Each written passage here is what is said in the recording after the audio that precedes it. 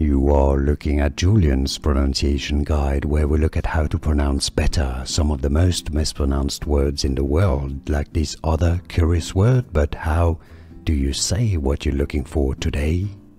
We are looking at how to pronounce the name of this car brand name, this car model name or SUV name. We'll be looking at how to say more car names that many get wrong, so make sure to stay tuned to the channel if you enjoy learning about those. Kia Sportage is how it is said in the US, or Sportage in Britain or in British English.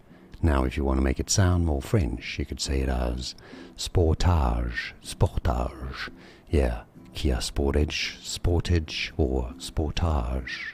Yeah, and now you know. Like and subscribe if you found this video useful.